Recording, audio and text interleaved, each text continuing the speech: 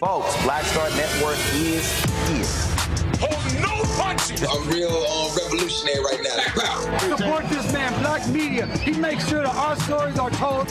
Thank you for being the voice of Black America, Roland. Stay black. I love y'all. All momentum we have now, we have to keep this going. The video looks phenomenal. See, this difference between Black Star Network and Black-owned media and something like CNN. You can't be Black-owned media and be scared. It's time to be smart. Bring your eyeballs home. You dig?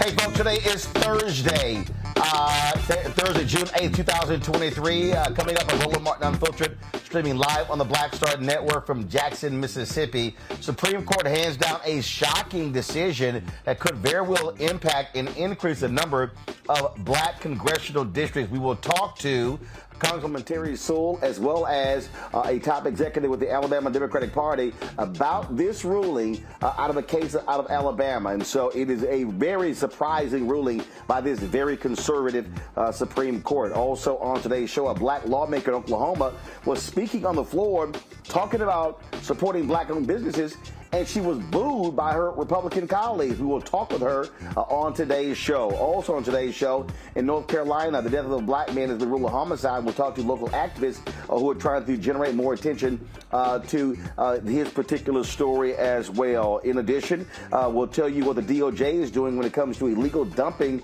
in Houston, impacting black and Latinos as well. Folks, it is time to bring the funk. Roland Martin Unfiltered on the Black Star Network. Let's go. He's got it. Whatever the is, he's on it. Whatever it is, he's got the scoop, the fact, the find. And when it breaks, he's right on time and it's rolling. Best believe he's knowing. Putting it down from sports to news to politics. With entertainment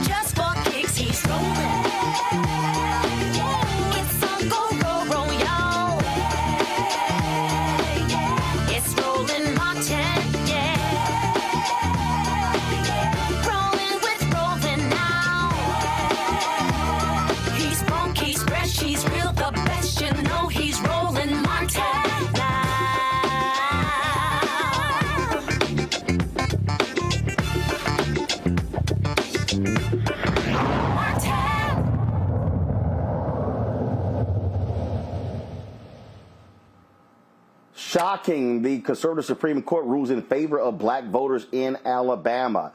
The case, folks, was a lawsuit filed in Alabama when it came to racial gerrymandering in Alabama and how Republicans in the state drew district lines, how they were packing African Americans into the districts. Now, right now, there's only one African American represents all of the black voters there in Alabama. Now, the court's decision was unexpected given its recent decisions regarding the Voting Rights Act. This 5-4 decision was written by Chief Justice John Roberts and was joined by fellow conservative Brett Kavanaugh, Sonia Sotomayor, Elena Kagan, and Ketanji Brown Jackson. It upheld a 3-judge panel that Alabama's congressional maps unlawfully diluted the political power of its black residents. The maps included only one congressional district with the majority of black voters, despite African Americans making up more than a quarter of the state's population. The ruling means that a second Democrat could be elected from the state, which currently, again, as I said, only has one black Democrat and 6 white Republicans in its delegation. Now, no shock, Black Justice Clarence Thomas issued his own 50-page dissent arguing that the Voting Rights Act did not require the state to intentionally redraw its congressional district so that black voters could control several seats roughly proportional to the black share of the state's population. Joining us right now, folks, is Congresswoman Terri Sewell. Glad to have her on the show, plus Joe Reed, Vice Chair of Minority Affairs for the Alabama Democratic Party. First of all, Congresswoman Sewell, I want to start with you. Again, this is a shock. Many people expected that this conservative Supreme Court was going to side against black voters in Alabama. I think all of us thought that initially, Roland. Let me just say it is truly a great day, not just for Alabama black voters, but for minority voters across this country. Democracy won today. And for what we are going to do in Alabama, it will affect what goes on in South Carolina, in North Carolina, in Ohio, in Louisiana. I think that everyone's excited about the implications of today. And to me, the most important thing is that this ruling upheld the Voting Rights Act of 1965. They actually use the Section 2 of the Voting Rights Act to make this ruling. So they actually upheld the law this time and followed the law instead of retreating and taking away voting rights. They actually applied the law. Now, we still have a ways to go because obviously the full protections of the Voting Rights Act, Section 4, still must be restored. So we are still doubling down and going to still continue to cause some good trouble, as John Lewis would say, until we fully restore the Voting Rights Act of 1965. But today we are taking a victory lap. It is historic. It's a historic win for Alabama black voters, and it's a historic win for democracy itself.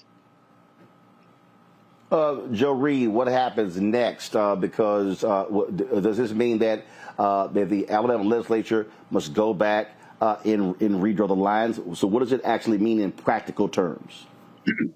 Well, first, I think we have to wait and see what the court is going to command. I mean, the 3-judge court, even though we won the case, I have not read the entire opinion, so I don't know what the Supreme Court said that may be different than what I'm about to say.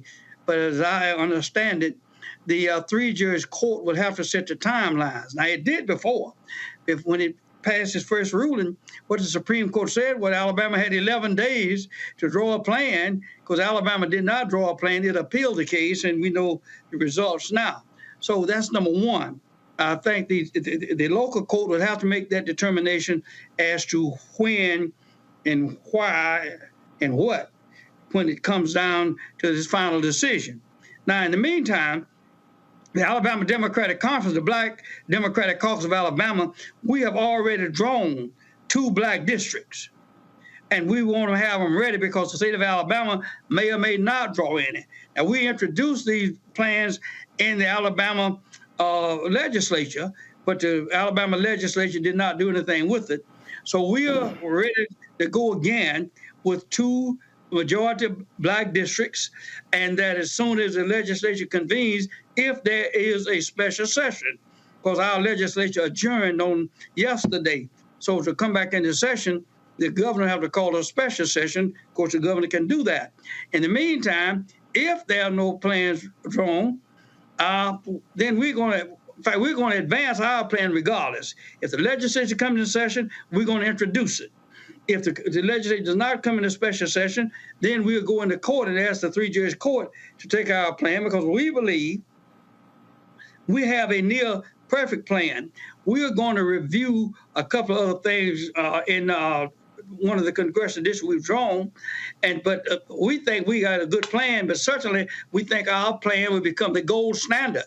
So anybody who comes up with another plan, we are going to insist that their plan, if it's adopted, is better than our plan, because we think we have a very, very good plan, and we think we can elect one additional congressperson. We have one already in Congressperson Sewell.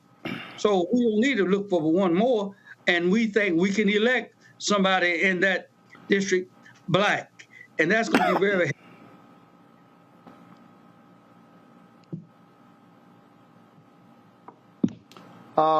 Looks like so Congresswoman Sewell. What people don't realize is we were looking at this case out of Alabama. We were also looking at the case out of Louisiana, where the Supreme Court also put a stop to the redrawing there, where federal judges also ruled there should be an additional black congressional district there. And for the people out there who are watching, need to understand, again, how these Republican legislatures are operating. They are hurting. They are disenfranchising black voters and black representation in Congress. Absolutely. You know, Alabama's black population is about 27%, and we have 7 congressional districts, and yet only 1 congressional district is a majority-minority district, which means that the vote of African Americans have been diluted in half. 14% representation is not fair representation. And that's exactly what the ruling said today. And so this is not only in Alabama. I think all across the Deep South, we only have 1 majority-minority district in most of these southern states. South Carolina has a population of around 30% blacks, and yet it only has Congressman Clyburn. The same is true in Mississippi. The same is true in Louisiana, where Troy Carter is the only African-American and the only Democrat. So we not only represent the only majority-minority district, we're also the only Democratic district in those states as well. So this has a huge implication all across the nation, but especially in the Deep South. And obviously, I am eternally grateful that Alabama ADC and others are really have their eyes on the prize and are making sure that the maps will be fair when they are drawn this time as well. Joe, final question for you. Obviously, when you look at what Republicans have done in your state, they absolutely want to minimize Democrats as much as possible. We've seen the exact same thing in Tennessee, as Congresswoman Sewell said, in South Carolina. Republicans want to do this in Georgia as well. So you have 2 types of gerrymandering. You have political gerrymandering, which the Supreme Court ruled previously, hey, they have no say-so over leaving it to the states. But then you have racial gerrymandering. And so the racial gerrymandering, if it wasn't for the VRA, we would see totally different districts right now in North Carolina. And so the Voting Rights Act is hanging on by a thread. Yes, but today's ruling really gave it a shot in the arm, because it did tell us that as some of the Supreme Court judges are sensitive and still recognize and can recognize and can read. The Fifth Circuit said one time, figures speak. When they do, courts listen. So there are judges on the bench now at the Supreme Court level recognizes that figures are speaking. I think Congresswoman Sewell just pointed out about the 14%. Now, that tells us that somebody's reading. Hopefully we can get more of them to read, like the 5 judges who ruled in this case today. So yes, we got to keep the prize in front of us. We got to know who the enemy is. We got to always know, and we got to know one thing: we have to fight like hell to get it. We're gonna have to fight like hell to keep it. And nobody's going to give it to us. We just got to stay out there and hope that we can get the nation to move in the right direction so we can continue to protect Black voters' rights. Now, I know my time is about it, but I want to say something to you, Roland. This is personal to you. You don't know I'm going to say this, but I want to thank you personally for the job you are doing, because no issue is too hot, no issue is too high, no wall is too wide, no wall is too high for you to climb if wrongdoing is taking place. So I want to say to you now, I want to thank you personally, and I hope the nation folk will thank you. You didn't know I was going to say this, and I'm not trying to embarrass you, but I'm just trying to say to you, thank you so much for being a man of courage and a man of vision. Amen. I second that. We're very happy that you're always on the case. We're very appreciative. I certainly appreciate those kind words, and thank you for both of you for coming and joining us today on Roland Martin Unfiltered. Thanks a lot, and congratulations.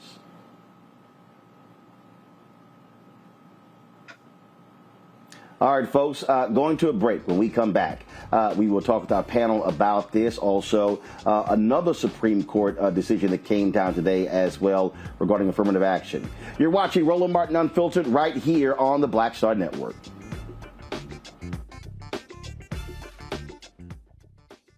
Hatred on the streets, a horrific scene, a white nationalist rally that descended into deadly violence. White people are losing their damn minds. As an angry pro-Trump mob storms the U.S. Capitol, we've seen We're about to see the rise of what I call white minority resistance. We have seen white folks in this country who simply cannot tolerate black folks voting. I think what we're seeing is the inevitable result of violent denial. This is part of American history. Every time that people of color have made progress, whether real or symbolic, there has been what Carol Anderson at Emory University calls white rage as a backlash. This is the rise of the Proud Boys and the Boogaloo Boys. America, there's going to be more of this. Here's all the Proud Boys, Dave. This country is getting increasingly racist in its behaviors and its attitudes because of the fear of white people. The fear that they're taking our jobs, they're taking our resources, they're taking our women. This is white fear.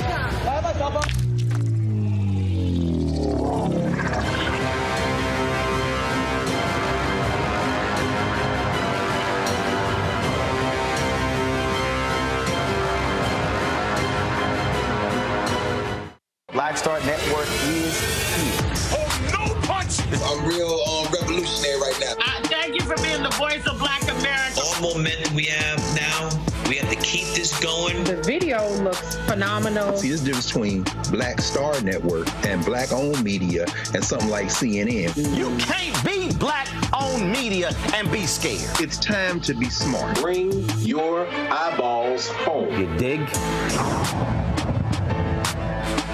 Farquhar, executive producer of Proud Family. You're watching Roland Martin Unfiltered.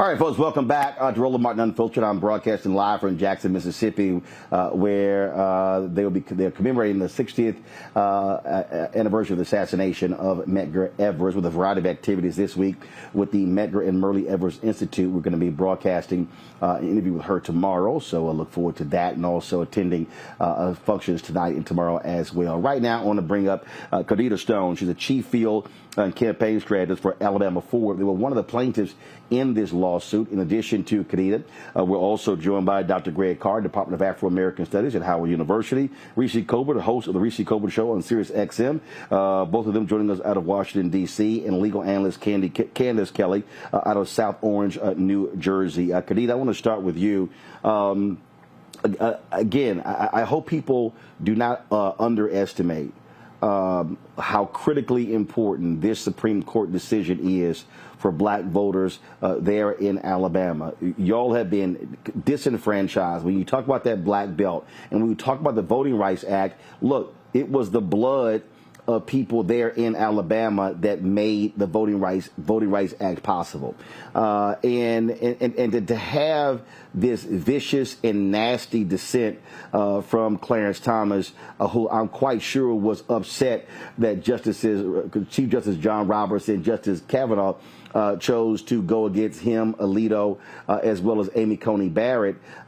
This shows you, for the people out there, why our legal warriors have to be respected and why we must fund those efforts, because the battle is not just in the streets, it's in the courtrooms, it's in the executive suites as well. Yeah, first I just want to say thank you so much, Roland, for having me. And I want to give some context about the case and how we got here. So for folks that's listening, Alabama has 7 congressional districts, and each one of those congressional districts represent 14% of the population. And when the 2020 census came out, it was found that Alabama had a population of 28% Black people. And so if you do, like I just said, each one of those congressional districts represent 14% of the population. If you do the math, 14 plus 14 is equally 28, and that should equal 2 congressional districts. And so what we were asking for wasn't anything out of the picture. It was just simple math. We were asking for what we were owed. And what the Alabama legislature decided to do was just give us 1 congressional district and pack all Black voters into Congressional District 7. And so what that did was it was a direct violation of Section 2 of the Voting Rights Act. And Section 2 of the Voting Rights Act says you cannot discriminate based upon race in any voting procedure.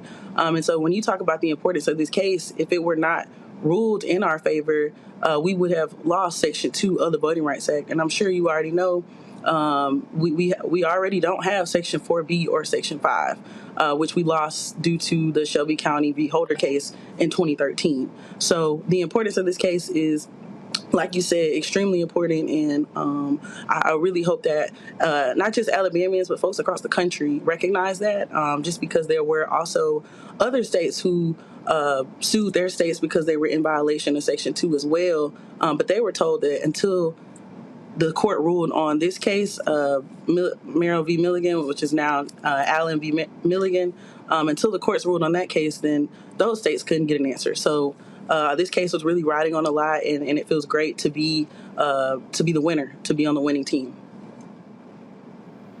And when we talk about representation, we're talking about billions of dollars in resources that come from having that representation, and by having more than one African American, what it also does is it means also respect.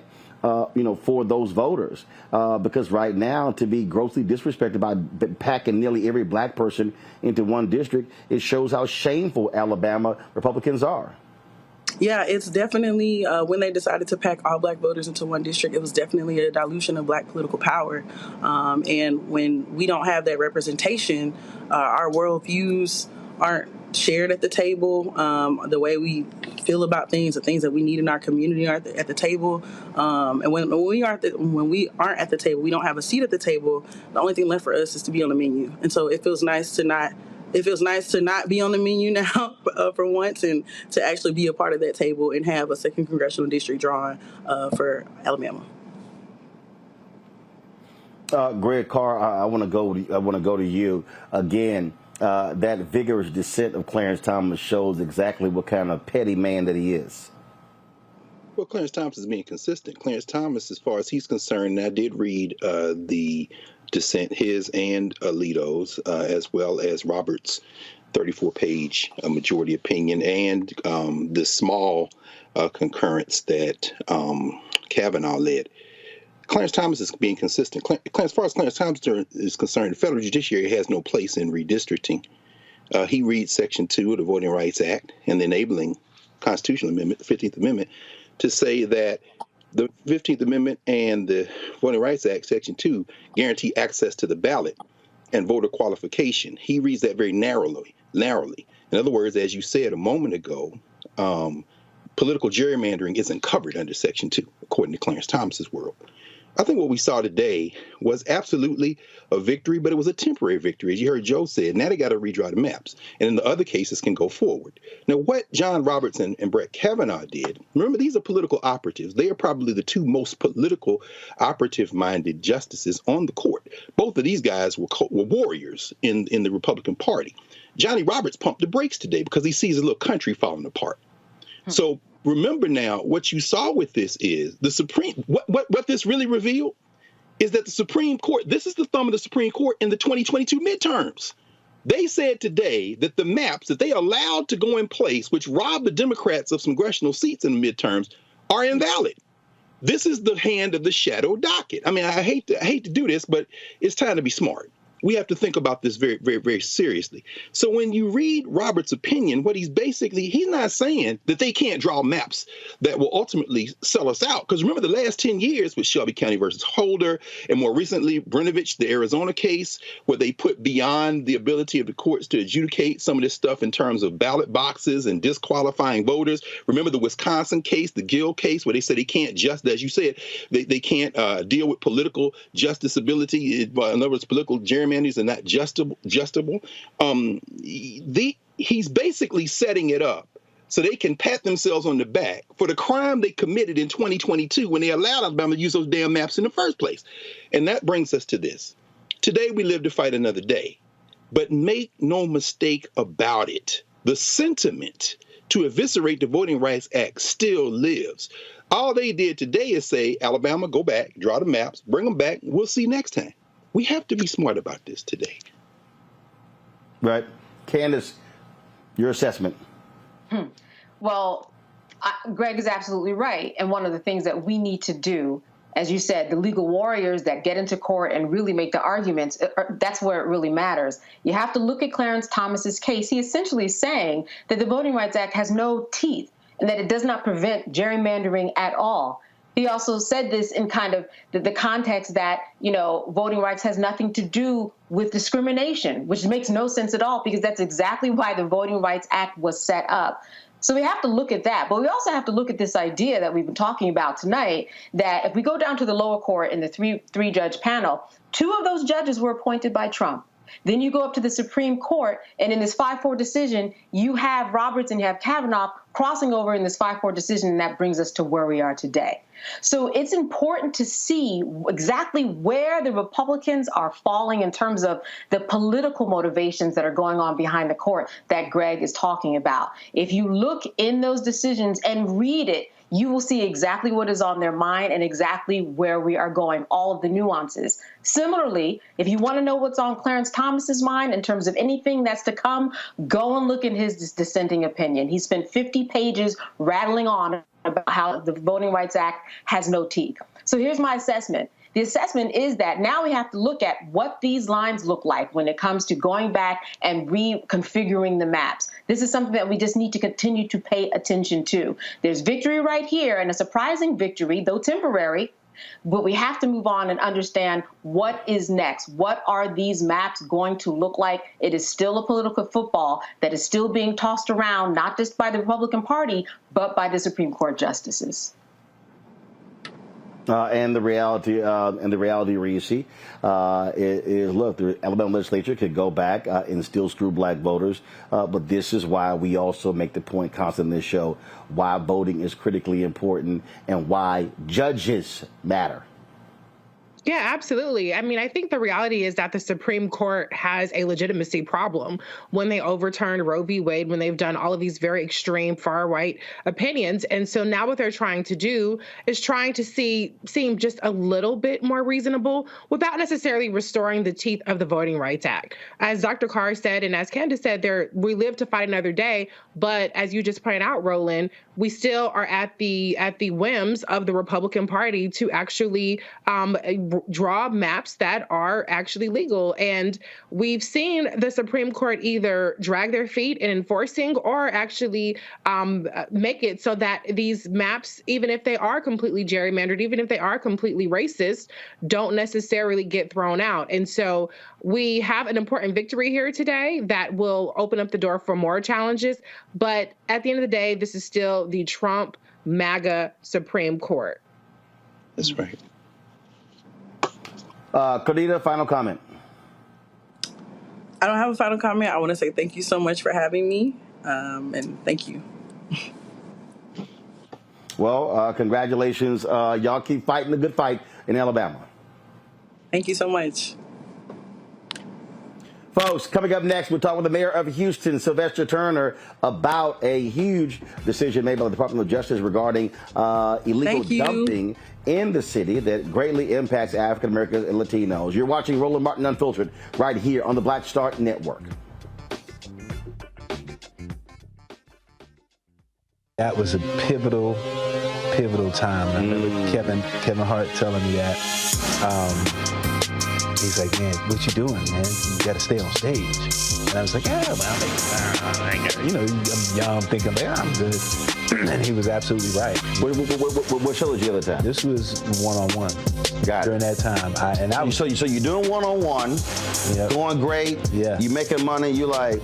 I'm like, I don't need to leave. I don't need to leave from Wednesday, Thursday to Sunday. I didn't want to do that. It was just like, I'm gonna stay here. Or I didn't want to finish work Friday, fly out, go do a gig Saturday, Sunday. I was like, I don't have to do that. And I lost a little bit of that hunger that I had in New York. I would hit all the clubs, run around. Sometimes me and Chappelle or me and this one or that one, we'd go to the Comedy Cellar at 1 in the morning. And I mean, that was our life. We loved it. You do 2 shows in Manhattan, go to Brooklyn, leave Brooklyn, go to Queens, go to Jersey. And I got complacent. I was like, I got this money, I'm good. I don't need to go. I don't need to go chase that, because that money wasn't at the same level that I was making. But what I was missing was that training. Yes. Was that. And it wasn't the money. It was the money. It was that. That's what I needed.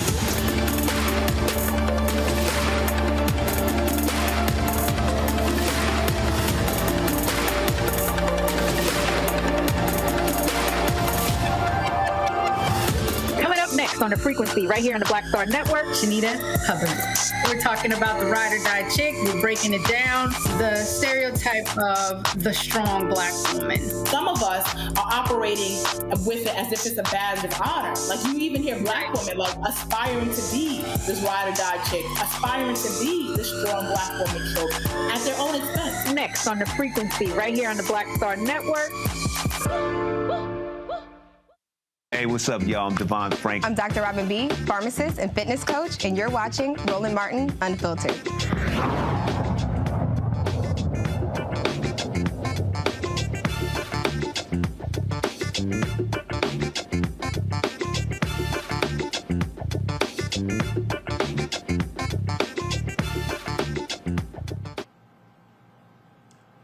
After a 10-month investigation, the Department of Justice and the City of Houston, they have reached an agreement in its environmental justice investigation to the city's response to illegal dumping in Black and Latino neighborhoods. Residents in the city's northeast section have complained of illegal dumping of trash, medical waste, and animals for years. The agreement builds on the city's One Clean Houston initiative, a plan addressing the illegal dumping and its impact on Houston residents. Joining us right now is the mayor of my hometown, my alpha brother and fellow church member of the Church Without Walls, Sylvester Turner.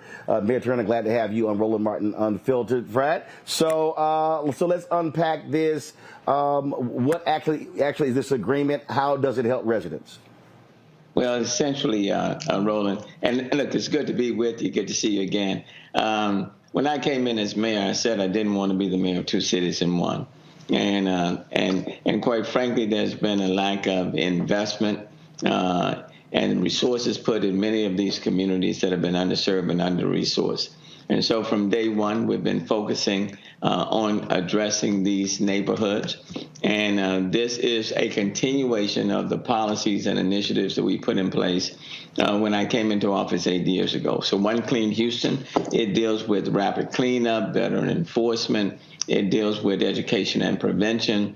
It's putting in place a number of resources and dollars in order to address illegal dumping by third parties, I might add, in communities of color, where people either don't respect these communities, or in some cases, there are people who are dumping in these communities and they live in these communities. So we're spending about $18 million and more to put forth initiatives in place to clean up these neighborhoods.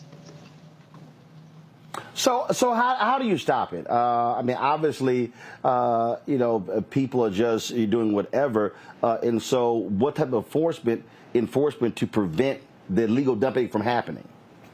Well, it's a multiple approach. Number one, we are working quickly to clean up these dump sites when they're occurring, when people engage in illegal dumping. So we're doing that. But on the prevention end, the enforcement, we are beefing up the number of inspectors. We are putting in a hell of a lot more cameras, for example, to augment these inspectors and what they're doing to try to catch these repeat offenders. And then at the same time, we're educating folk. Number one, don't be dumping in your own neighborhood, because in many cases, people are dumping within 3 miles of where they live. And then at the same time, we want to discourage people who are coming from outside of these communities. And in many cases, they are businesses that are dumping in communities, primarily communities of color. So we're taking a very holistic approach. And then at the same time, we have put in place what I call my complete communities. We've identified 10 neighborhoods. We did that when I came into office about 7 years ago, where we are investing in many of these communities where there has been a lack of investment and a lack of resources. So we have to tackle it on multiple fronts. So, and so you're obviously in your last year, and when we talk about again, illegal dumping, you've had housing issues, economic issues. This clearly is something that you really want to have in place before your term ends. Well, yeah, and let me just say, I disagree with the Department of Justice in their initial move in this regard. I made that very clear from day one. It is not that we have not been investing in these communities. We have. I still live in one of these very same communities that we are talking about. But in this case, we have third parties who are either bringing their trash and dumping primarily in communities of color, or we have people, businesses that are living, let's say, within 3 miles of where some of this illegal dumping is occurring. So these are third-party perpetrators. This is not where the city itself is dumping. But we want to be very intentional in our efforts to address it, to keep it from happening, to educate, to have rapid responses, because no one deserves to be living or going to church or walking to school or driving by illegal dump sites in their communities or in their neighborhoods. I got it. We understand that. Many cities are facing this problem. But having said that, we don't want it happening in the city of Houston. Final point, I'm looking forward to coming back home next Saturday. The Black Star Network is going to be hosting an event at the Power Center focused on the future of black economic freedom. Mayor, you'll be there as well. I look forward to our chat there. We got some business owners who are going to be there, and we also have a huge announcement we're going to be making. We're not going to make it right now, but you and I will be unveiling that next Saturday, June 17th, at the Power Center in Houston, 12 to 4, folks. It is free, open to the public. We will have food and refreshments, but we want you to RSVP, and so please do so. So, Mayor, look forward to that conversation next Saturday.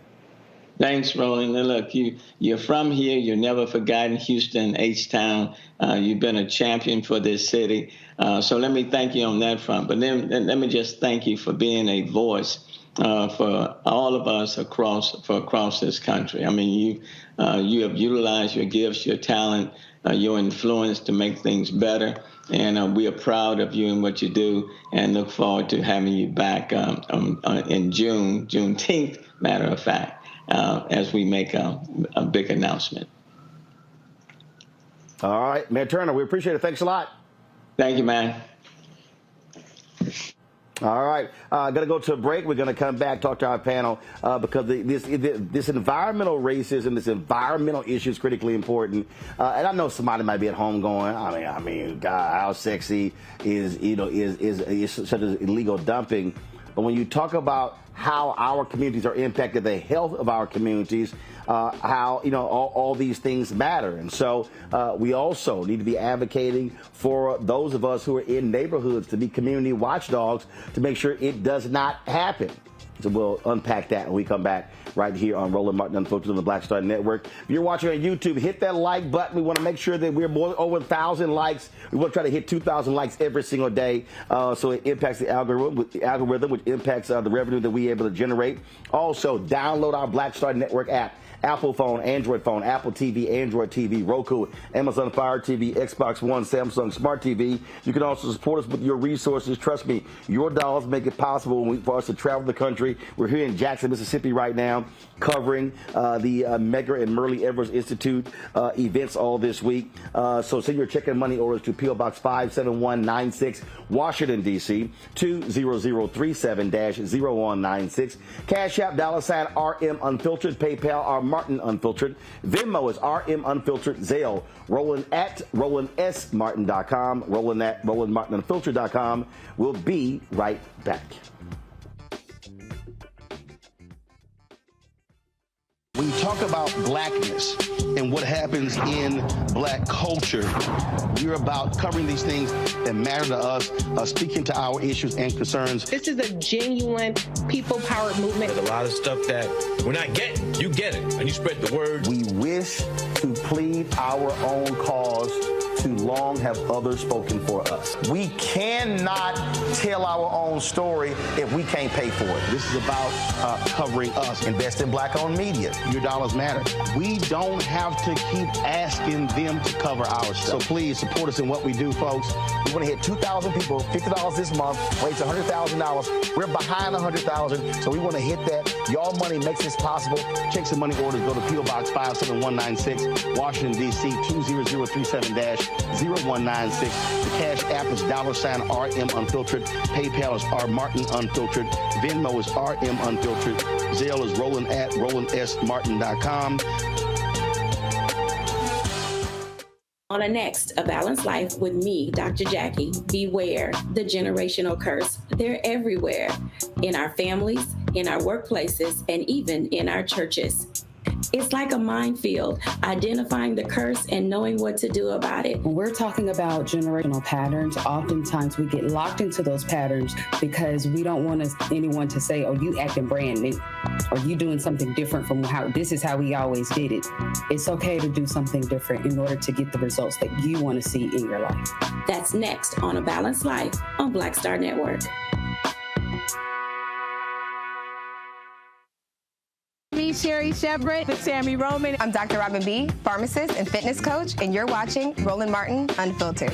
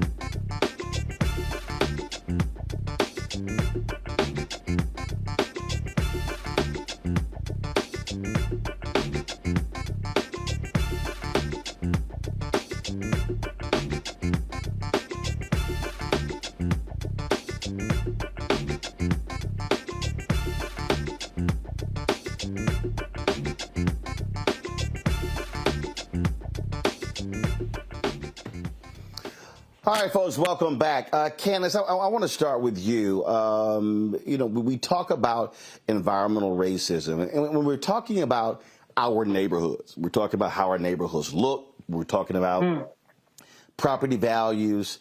I mean, look, things like this make a huge difference. And I'll tell you, I am, if there are two things I'm probably OCD about, is probably my gear when it comes to television, my camera gear and others, and trash and litter. And I'll tell you, it absolutely drives me crazy when I see folk just do something. So the other day I was standing outside our studios, and someone had a bag of chips, and they threw the bag into the sewer system, and I was like, bruh, it's a big ass trash can right there.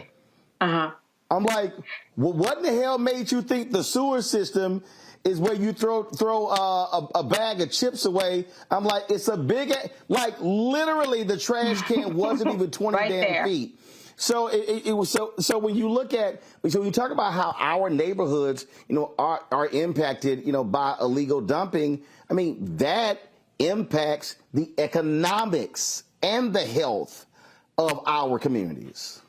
Exactly. And when you really break it down, let me just tell you, from being in the New York area, I changed my whole plans to be inside today because of the environment, because of the fact that there's the lowest and poorest air quality in the world this morning in the New York City area. Canceled a Broadway play and everything. Folks aren't moving because of what's going on in the environment where I am. And we know how important it is. And you know how important it is because one bag does make a difference that you throw on the ground when it should go right in the trash. Listen, when we look at what was going on in Houston, you had so many situations that could be caused by just the throwing away of a couch or a TV, for example. The couch is in the middle of the road. It's got vermin in it. It's got mosquitoes. It's getting wet in the rain. It's also maybe clogging up a system where then you have the whole water system that's clogged. Then you have the value of the property going down because of the fact that you've got all this garbage out there. So you are correct. When we talk about the environment, it may not be so sexy, but it's also really not sexy when you come outside and there's a heap full of garbage outside, or you can't see the sun because the sun is covered in orange glaze. It should not smell like a small cookout every time that I go out, and that's what's going on today. So the environment is very important, and it's something that people need to take more seriously. Here's one thing that I don't understand, Roland, though, and I know that there have been so many years, all the way up to the point where a resident in Houston, an organization, had to file a lawsuit and get the DOJ involved. How is it that in 2023 we don't know how to stop the dumping? And I know you asked that question, but if you have an area that has so much dumping over a week, put a police car there for 24/7. That's probably going to stop the dumping. It seems like some issues were overlooked, which is why the DOJ ultimately had to get involved. Folks were calling 311. They were not getting the response that they needed. But now, as we know, they have settled it. The terms of the agreement aren't really open right now. But the key is that something is being done, because it's more than just about the potato chips that are on the ground, which are very important, more than about the couch. It builds, and it gets to a point where it becomes just not even livable and disrespectful to one's way of living in this world, especially in America. This issue of our environment, Reese, is huge. Candace talks about what is happening there in New York City with the air, which is being impacted by Canadian wildfires. The reason I find it interesting, and first of all, people should be making a big deal out of it, although I do think when stuff happens in New York City, because that's the media capital of the world, people get extra about stuff. I remember when that similar scene was over the city of Dallas. In Houston, when we were impacted by the wildfires that were in Mexico, and it looked very much the same. This is going to be something that we as a community and we as a nation and the world is going to have to deal with. There are people who literally act as if the earth is one big ass trash can. When you look at the dumping that takes place in oceans, in rivers, and lakes as well. When you talk about how you have these corporations that have no problem polluting and contaminating our waterways as well. And at some point, people have to realize that the earth can get sick too. And so it has to take a collective sort of effort. And I really do hope that the folks in Houston are very aggressive in catching the folks who are doing the type of illegal dumping, because they're not dumping in their neighborhoods, Reese. They're dumping in our neighborhoods. Yeah, I mean, I think if we put as much energy into naming and shaming people who dump in our neighborhoods as we do into naming and shaming Black women who wear bonnets or pajamas to the liquor store, I think we might get somewhere when it comes to making people understand the severity of the issue. But I think to Candace's point about, you know, what took so long, why did it take DOJ involvement? I think it's important that we recognize the importance of layering protections. It's not just about the state level, but when even when you have Democratic leadership at the local level, even if you have good Democratic leadership at the local level, it still always helps to have that leadership at the federal level that takes issues like this very seriously. Kristen Clark has been an exceptional Assistant Attorney General. I also happen to know that environmental justice, legal dumping is something that is very much a cause that Vice President Kamala Harris cares about. When she was district attorney in San Francisco, she created the first ever environmental justice unit there. She also championed that work as Attorney General. That was a big part of her presidential platform and her Senate work. And so when you have people at the state, local, federal level that are focused on getting environmental justice, which is racial justice for our communities, then we'll see progress. But the reality is that the government cannot stop you from not having no damn home training and dumping shit in somebody else's yard. So that's where we as a community, to your point, Roland, need to come together and say, not here, not now, get your own shit, put it in the trash can, go find a facility and dispose of it there, not on my yard. Great.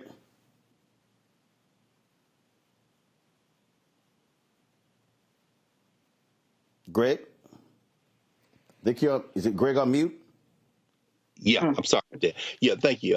Yeah, right there in your hometown, Roland, of course, you have Dr. Bullitt, Robert Bullitt, over there at Texas Southern, who's often called the father of environmental justice. One of his best-known books, of course, is his book, Dumping in Dixie, where he talks about that. I mean, this has been a long-term problem. And picking up exactly where Candace left off, I mean, it relates to this smoke. Here in the D.C. area, woke up with this haze. Philly tomorrow, public schools are going to go for remote instruction. You know, the environment is here. There's a recent book that Paul Finkelpen's just written called The Earth Transformed. He's at Oxford in England. And his thesis, after 600 pages, is very simple. As you said, the earth can get sick. But guess what? If human beings are the cause of that, the earth will simply get rid of us. And that's where we are. And we'll talk about it a little bit later. And Reese, correct me if I'm wrong. I think the vice president is in the Caribbean right now. Part of the funding, part of the funding that's going to the Caribbean is to deal with this question of rising waters. And we know that Mayor Turner, who is considered a green mayor by his fellow mayors all over the world, has been fighting on this very issue and around green issues because of the fact that there's major flooding in Houston. Houston, 10% of greenhouse gas emissions come out of Houston. It isn't just dumping. Dumping is serious. But guess what? The environment doesn't know about race. Ultimately, this ball will get rid of all of us if we don't do something fast. Indeed. All right, folks, hold tight 1 second. Got to go to a break. When we come back, more on Roland Martin Unfiltered here on the Black Star Network. Don't forget, folks, again, support us in what we do. First, if you're watching on YouTube, hit that like button. The same thing if you're watching on the OTT app, if you're watching on Facebook and the other platforms as well. And so please do that. 2, download our app. we should easily be at 100,000 downloads. Right now, folks, we are approaching 1.1 million YouTube subscribers. I would love to have more than 1 million people actually downloading our app. That is, of course, we own it, we control it, allows for us to be able to showcase our content as best that we can. You can do so on your Apple phone, Android phone, Apple TV, Android TV, Roku, Amazon Fire TV, Xbox One, Samsung Smart TV. Speaking of Amazon, you can also watch our 24-hour, 7-day-a-week streaming channel right there on Amazon News by just simply clicking, go to Amazon Fire, go to Amazon News, and you can watch our channel, not just this show, but all of the content that we have on the Black Star Network, including live news conferences, things along those lines. And, of course, you can support us with your resources by joining our Bring the Funk fan club. Your dollars make it possible for us to do what we do. So please support us by sending your check and money order to P.O. Box 57196, Washington, D.C., 20037-0196. Cash App, $RM Unfiltered. PayPal, R Martin Unfiltered. Venmo is RM Unfiltered. Zelle, Roland at RolandSMartin.com. Roland at RolandMartinUnfiltered.com. We'll be right back. On the next Get Wealthy with me, Deborah Owens, America's Wealth Coach, are you working hard and yet your performance doesn't reflect your paycheck? On the next Get Wealthy, you're going to learn some savvy career moves so that all your efforts actually show up in your bank account. Joining us is the founder of a career network, and she's going to share the 3 R's of accelerating your financial growth. Here's a tip as well. If you are an individual contributor and you desire to be a leader, do the work where you are now. Because if you do the work where you are now, when you do reach the level, you'll be prepared to stay there. Right here on Get Wealthy, only on Black Star Network. Next on the Black Table with me, Greg Carr. The enormous impact of race, education, and affirmative action in America, and how, believe it or not, white America is starting to feel a little bit of the pain.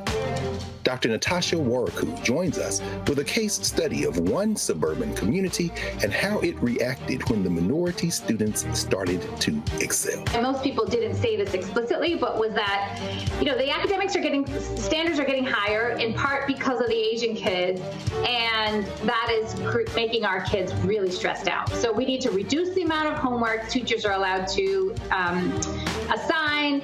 She shares a perspective that you don't want to miss. That's on the next Black Table, only on the Black Star Network. Bruce Smith, creator and executive producer of The Proud Family, Louder and Prouder, and you're watching Roland Martin Unfiltered.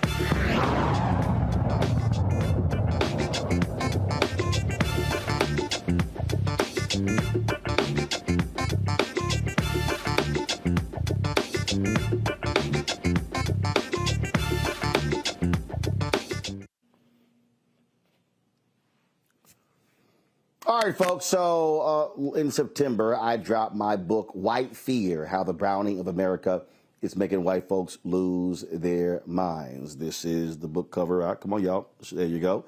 So this is the book cover. This is what it look like. And I talked about the changing demographics in this country and what is happening when we begin to assert ourselves even more, demanding a larger piece of this pie. Well, an Oklahoma lawmaker was literally on the floor making an argument to support black-owned businesses when she was booed by her largely white Republican colleagues. Watch this. Thank you.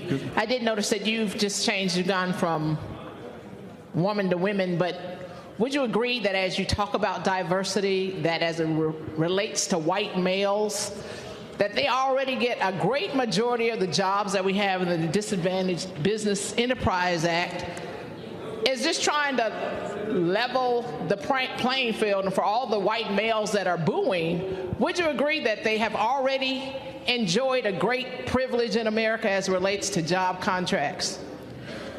Thank you for that question. It really doesn't have much to do with this bill. This is just letting some small businesses that are getting started in Oklahoma have a shot at state contracts. Okay. Quite interesting. Again, when we talk about trying to advance the interests of African Americans, it's amazing how folk get a little concerned. But we also know the greatest beneficiaries of most MWBE programs have been white women. That's that W in MWBE. No, it ain't women. It's actually white women. So it actually should be WW. Joining us right now is Regina Goodwin. She's Oklahoma representative. She joins us right now. Glad to have you here, Representative Goodwin. So you're having you're asking this question. And how many folks would you say were actually booing your remarks? So they were not particularly happy? Well, you never can tell because they're always behind me. So I couldn't tell you how many, but a good number of the Republicans for sure, white male Republicans were booing. And thank you for having me also, Roland. See, so here's what's interesting. So what they were saying is, look, we ain't trying to hear what you got to say about no black businesses. Well, what's funny is they're taking a law that's been in place for a while, okay, and it has to do with diversity and supplier diversity. So what they're doing is they're taking a law that already exists and they were trying to carve out a space for white folks. That's what this is about. And when I saw that they were adding themselves to this bill, when it talks about diversity, they're talking about black folks, Hispanic folks, Native Americans, and certainly white women have been a part of that mix for a long time. And that in itself is problematic in many respects. The bottom line is this was a white male trying to carve out a space for white males. And he wanted to do it under science, technology, engineering, and math program. And he had no provisions for minorities or disadvantaged business enterprises. So when I saw that in this bill, that's why I asked the question. And so that's what it's about. It's actually called the Right to Start Bill. So they're real clever with their titles. So I'm confused here. So they don't think white people are not getting enough contracts? I explained that on the House floor, that not only are there a majority of the job contracts go to white men and white women, I said that on the floor. And particularly in Oklahoma, when it comes to disadvantaged business enterprises, black folks get something like 0.0006% of that work. So we don't even get 0.5%. And they're already trying to claw back the little bit that we do get, right? So, no, they cannot make the argument that they do not get a majority of the contracts. They cannot credibly make that comment. He just literally said he wanted a bill that would give folks a right to start. What's the status of the bill? What happened? Was it passed? So it did pass off of the House floor in the House of Representatives. It went on over to the Senate. So it did not get signed by the governor, and it sits now in conference. So it didn't make it out of session this year. And we are having to go back into special session, but that's not one of the issues that we're going to be looking at. All right, then. Representative Goodwin, keep up the good fight. We got to keep up the good fight. And Roland, I do want you to know that, we have kept up the good fight, so much so that community folks have been able to get in on the Reconnecting Communities project with the Department of Transportation. We did not partner with the Department of Transportation in Oklahoma. We did not partner with the city of Tulsa. And we are certainly going to make sure that we have a representative number of capable disadvantaged business enterprises, particularly black folks, that will be in on those projects. So a lot of work to be done, but we're going to keep up the good fight. And thank you for having me. All right. All right, then. Keep it up. We appreciate it. Thanks a lot. Thank you. See, this right here, Greg, is something that it sort of just jumps out at me. You know, it's a lot. I love jousting with a lot of these people who love to hop on my page in my social media and telling me why am I not discussing reparations every single day? Why am I not advancing it? And then my response to them always is, do you have anything to say about when we're, one, actually highlighting black-owned businesses, two, fighting for the existing contracts right now? Federal government spends $560 billion a year on contracts. Black people get 1.67% of those contracts. I talk about the advertising industry, $322 billion. Folk don't want to deal with that. That's the money, Greg. There are billions being spent on those city, county, state, federal level. Folk don't want to talk about that money. No question. I mean, well, first of all, yeah, you know, I obviously will, like everyone else, defer to our resident expert on, among other things, the weaponized ignorance of social media. Reese, I'm not sure those people are real people in the first place. But that having been said, again, underscoring the importance of not only black media, but smart, deeply informed black media like the Black Star Network and Roland Martin Unfiltered and this work that you're doing. Just that conversation you just had, Representative Goodwin. Regina Goodwin's grandfather, Ed, came to Tulsa with his family in 1914. They went through the destruction of 1921 and rebuilt. In fact, Ed Goodwin bought a newspaper and made it a black newspaper there, the Oklahoma Eagle, and Regina wrote for it as a child. I'm raising that to say that this is an intergenerational struggle, and if we don't know our history, we lose the momentum of memory. There's a brand new book that's just been published by a young brother, Victor Luckerson, called Built from the Fire, the epic story of Tulsa's Greenwood District, America's Black Wall Street. And in fact, I'm going to reach out to the brother because I think at some point we want to have him over here on the network for a conversation. I think it'd be very important. He focuses on the good ones. So when you see Regina Goodwin rise in the Oklahoma State Legislature, you're looking at someone who got involved in politics, not as her first choice. She wanted to be an artist, quite frankly, but someone who was born in a family who was engaged in intergenerational struggle and who was connecting to the young people. And I'll end with this. The war to get advertisers, the war to get percentages of our tax dollars funneled back into black-owned media, that war is not a war that starts from a standstill.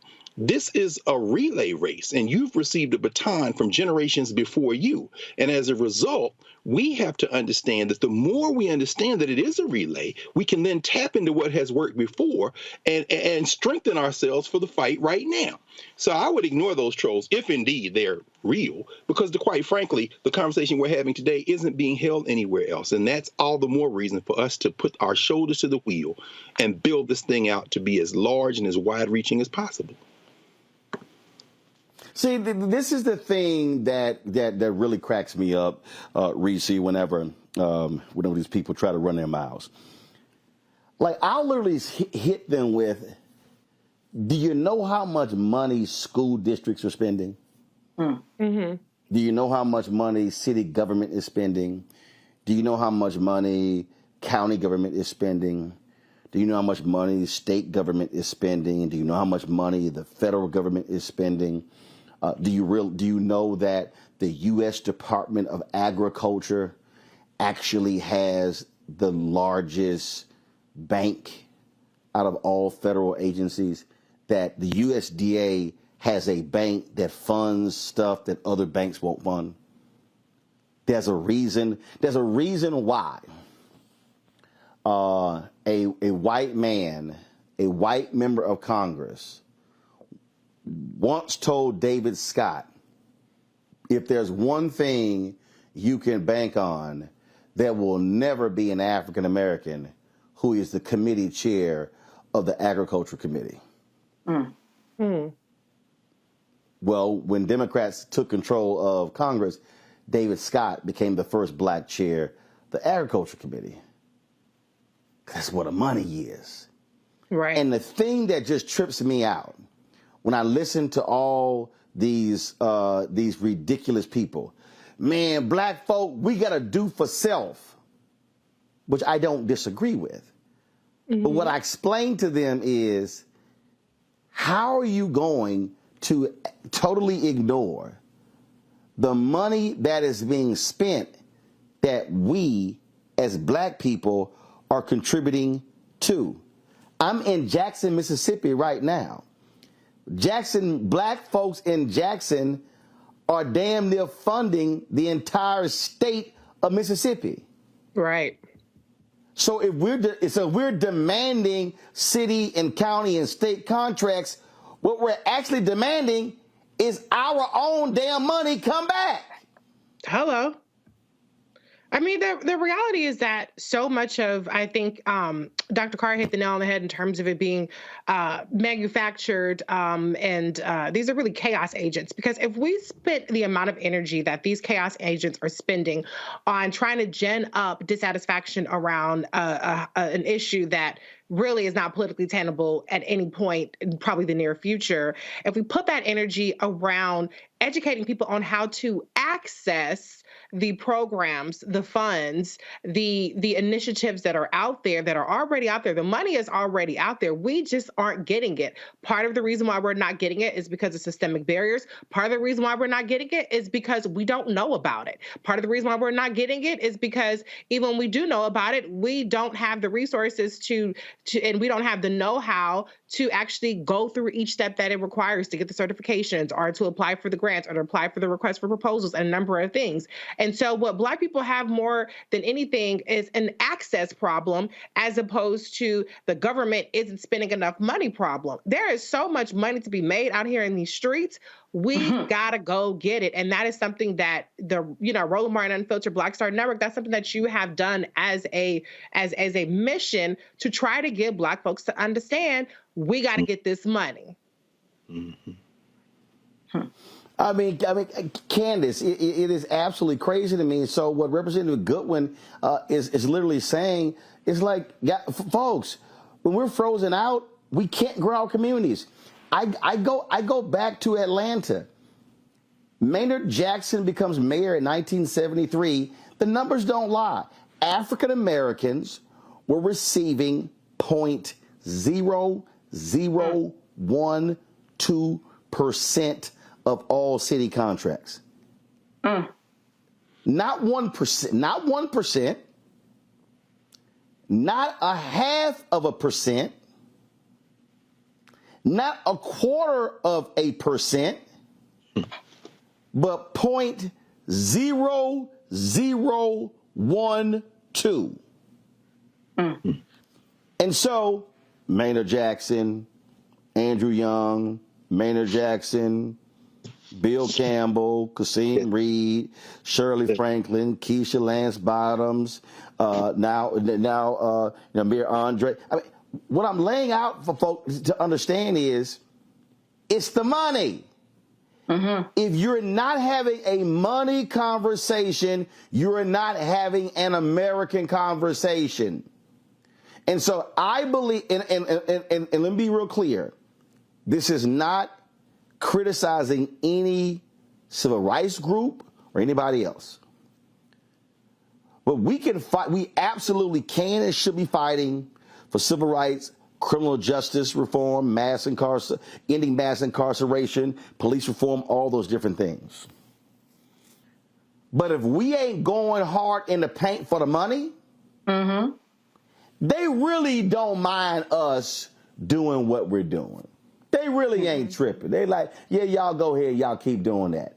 Right. But what did Coretta Scott King said? Right. What did Coretta Scott King said? They killed my Martin when he started talking about the money. I'm in Jackson. They didn't want to lift a finger for Mayor Lumumba when he said, I'm going to D.C. to get that water money. Come on now. When he went to D.C. and got the $600 million, then they wanted to take over the water system. That's right. I'm only 10 minutes from the airport. They have been trying to take over the airport in Jackson because it's an economic generator. Republicans have been trying to take the airport in Atlanta for the last 40 years. It's the money. And I just think for too many of us, we're not focused on that. It's too many, and let me be real clear. It's too many lazy, shiftless, egotistical, self-absorbed, individualistic, egomaniacal black people sitting on corporate boards right now, getting their stock options, getting their check, and not advocating on behalf of black businesses, not advocating on behalf of more contracts. And let me say this right now, I need to know where the hell is the Executive Leadership Council, ELC, in demanding these companies meet their obligations at the death of George Floyd. I need to know where is ELC in demanding more of these contracts. I'm a little, look, I emceed their event one year, but all I keep seeing out of ELC are these pronouncements of how this company is great, but ain't nobody showing me the numbers when it comes to the contracts. That to me, Candace, is a problem I have. If we ain't dealing with the money, we ain't dealing with the real fundamental issue. And as you said, it's money that belongs to us. You know, this specifically with Representative Goodwin was the Supplier Diversity Initiative. Diversity. They didn't mean math. They didn't mean science. And we know that they believed what she was saying because they didn't have any words in response. And that's when you know you really have a point, when someone cannot even form a response in the King's English.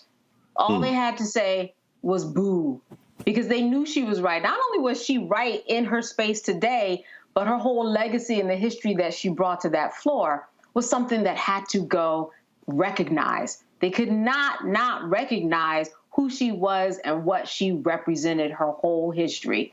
The fact that these billions of dollars are available to people like us, we have got to fight for it. And when we do fight for it, the same way that she is fighting for it on the floor, then that's when changes are made. You know, a lot of these contracts have DEI connections to them, diversity for a reason. Why? Because people on their own volition are not giving contracts to Native Americans, to African Americans, to the minorities that we are talking about when we talk about diversity, when we talk about diversity, equity, and inclusion. We are not being included. That's why it's called diversity, equity, and inclusion. And in order to make sure that... Well, first of all, 75, but here's the problem, Candace, 75% of all DEI jobs are held by white people.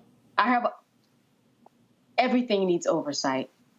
Everything that we do out there to fight for ourselves needs oversight and follow-up, just like you were saying. What are these companies doing with the money that they said was going as a result of George Floyd's death? Where are the numbers? Where are the jobs? Where are the people who are on the boards? A lot of these boards have not changed. Or they hire a minority that might be a minority, but that minority doesn't look like you and me. It is the follow-up that is so important in all of this. And just the knowledge to know, oh, there are billions of dollars of contracts that I can get. And that's why this show is important. And being informed is important. And someone who's on the floor and representation is important, because she's the one and only person who was fighting for this in terms of being a person of color and fighting for that diversity initiative. That's why voting matters. That's why representation matters. It all eventually leads back to the money. Let me just, here's a perfect example. And I know I got to go to break, but I just want to give y'all this one example of just how insane we sometimes do some stuff. So I was a national student representative on the board of the National Association of Black Journalists. And the board voted not to accept alcohol and tobacco money. Okay, I totally understood why.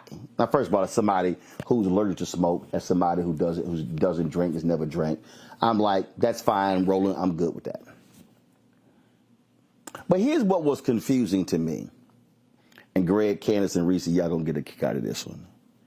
We would literally pick convention hotels based upon the size of their bar to accommodate our members and the amount of alcohol we drank. Yes, sir. Whenever you do these conventions, you have a room block, and then you have a food and beverage minimum you have to hit per the contract. We always exceeded the food and the beverage. Always.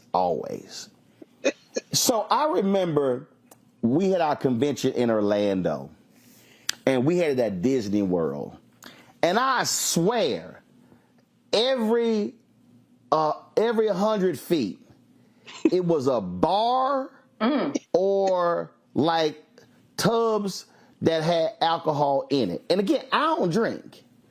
And so I was just sort of struck by, damn, why are we not taking alcohol money, but we damn sure spending a lot of money on alcohol? So the next day we have a business meeting, and so this is the one time the membership we can literally override anything the board does at the membership meeting. So me being an astute politician, I was no longer on the board, but I know how to count votes. We had this really contentious issue, and a lot of people left the room. Well, the reality is, you may not even have 100 members who are at the membership meeting. We got 4,000 members now. So I'll tell y'all what I did. So I immediately, Greg, you know exactly what I did, being a smart alpha. Or some might want to say a smart ass alpha. Yes, sir. What I did was I went to the floor, introduced a motion to overturn the board's decision from several years earlier to allow us to accept alcohol and tobacco money. And it got second, it got voted upon. Fools didn't even realize it got passed. Boy, they were yelling and cussing at me. The people who left came back cussing. I said, your asses should have left the room. No question. I said, you don't leave the room till the meeting's over. And so I remember Arthur Sulzberger, who was he's the CEO of the New York Times. We were at the gala, and so he walked up to me, huffing and puffing, mad as hell. I said, first of all, who the fuck you talking to like that? Exactly what I told him. Then I said, if you got a problem with this here, I said, why don't you increase the amount of money you, the New York Times, gives to us to replace whatever alcohol or tobacco money that might come in? How about that? Then his ass got real quiet. Stop running the beers down. Don't you ever come. I literally said, don't you? I literally said to him, don't you ever come to my face telling me how we should be conducting our business in NABJ unless you ready to write a bigger damn check. That's right. That's right. Now, for the folk who are watching, you may say, Roland, why would you take alcohol and tobacco money? I just told y'all, we spend thousands of dollars at our convention. I'm talking about the bar is packed. We spend thousands of dollars. It is stupid to me. It is community suicide to send money out of your community and not bring money back into your community. So what I hope people are learning from that, we should be asking again, we're spending X amount of millions on these products and these products and these services. How much we getting back? What PR companies are being used?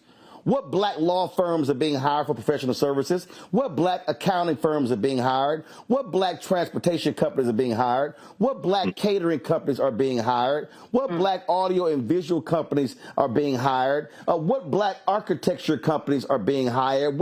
See, I'm talking about the whole black ecosystem.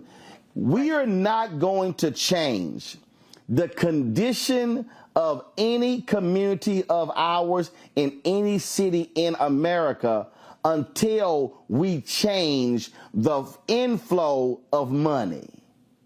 We got the outflow of money down pat. Oh, we damn good at spending money. Yes, sir. But we are not as good at receiving and demanding money. And as long as black-owned businesses are small and don't have scale, we are going to remain broke. And I'm telling you, we have to be willing to look black people in the eye who sit on corporate boards and say, what the hell are you doing while you are there? And that's why I need to see more from EOC. I need to see more from the Executive Leadership Council. If y'all are supposed to be the corporate Negro organization, well, damn it, I need to see y'all doing more in driving dollars back to black people. I'm just saying. We'll be right back.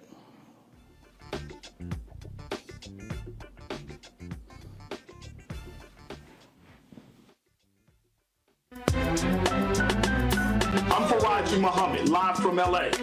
And this is The Culture. The Culture is a two-way conversation. You and me. We talk about the stories, politics, the good, the bad, and the downright ugly. So join our community every day at 3 p.m. Eastern and let your voice be heard. Hey, we're all in this together. So let's talk about it and see what kind of trouble we can get into. It's The Culture. Weekdays at 3, only on the Black Star Network. Hatred on the streets, a horrific scene, a white nationalist rally that descended into deadly violence. White people are losing their minds. As an angry pro-Trump mob storms the U.S. Capitol, we've seen shootings. We're about to see the rise of what I call white minority resistance.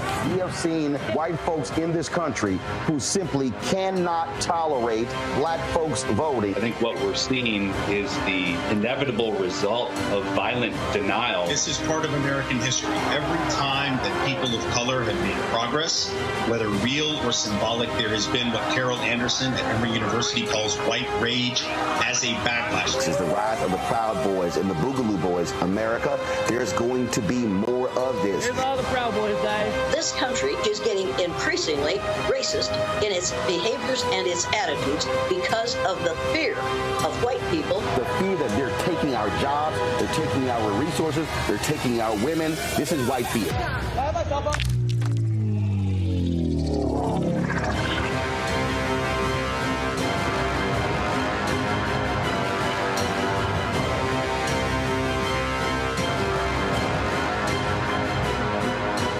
Black Star Network is here. Oh, no punch! I'm real revolutionary right now. Thank you for being the voice of Black America. All momentum we have now, we have to keep this going. The video looks phenomenal. See, this difference between Black Star Network and black-owned media and something like CNN. You can't be black-owned media and be scared. It's time to be smart. Bring your eyeballs home. You dig?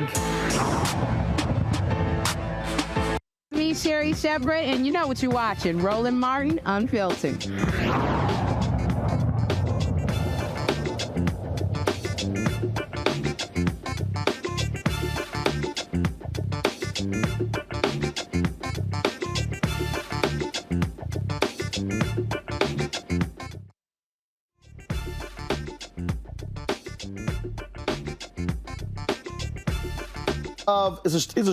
All right, folks, it's a story out of North Carolina that captured our attention, and unfortunately, it's the death of another black man at the hands of police officers.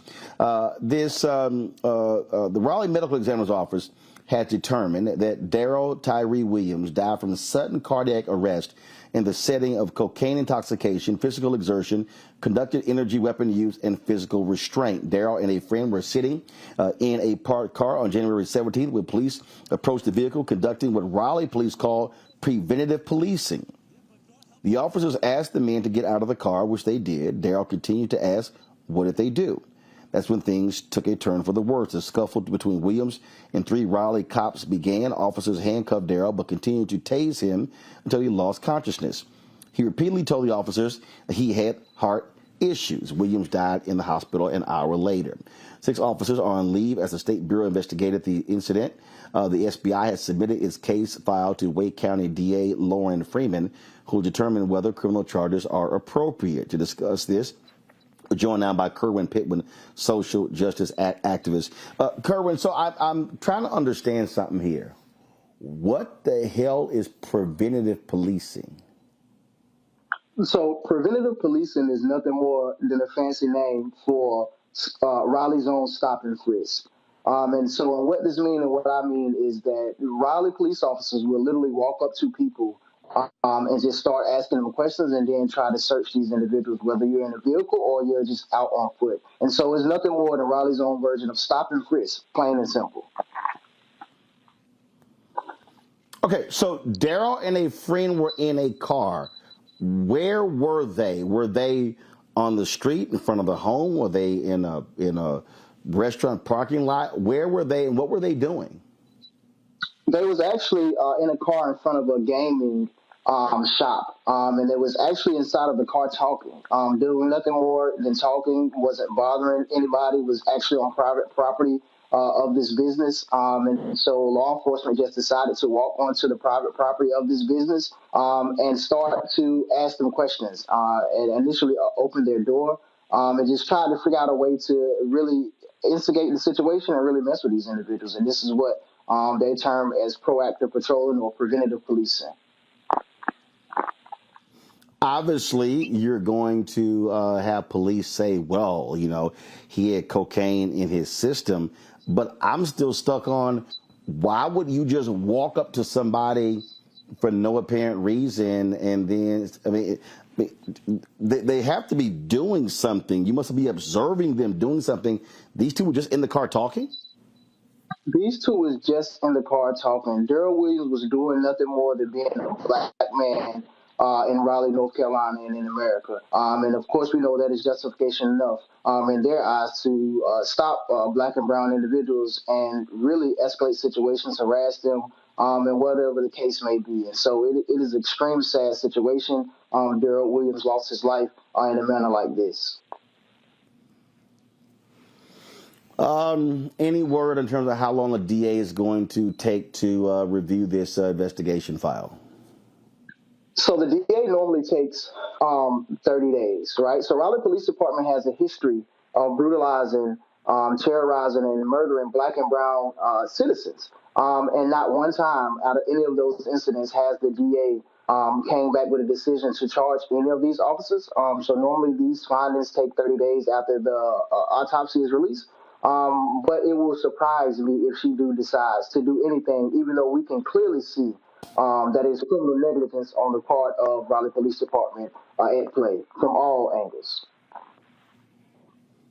All right, Kerwin Pittman, we surely appreciate it. Thanks a lot. Thank you. Candace, I want to go to you. Preventative policing? You can't call it preventative policing, but it doesn't prevent a death. That's not policing. That makes no sense. The other thing about this is that you had someone that told these 6 police officers, I believe, that he had a heart condition. Why do you have 6 police officers holding down one man? Now, according to the report, in terms of his autopsy, he was obese. He had a heart problem. This sounds like somebody that 6 police officers without tasing could probably subdue in some way besides tasing the person and then putting him in a prone position. You know what happens when you put a baby in a prone position? Sudden infant death syndrome. That's why they say you don't put anybody, not even a baby, adult, nobody, on their front for that long. So how all of this is something that these police officers did not know going in, I cannot understand. Now, unfortunately, what might happen, just like the previous guest said, is that in 30 days, there may not be any type of charge. This was deemed a homicide, which is a simple killing of one person of another.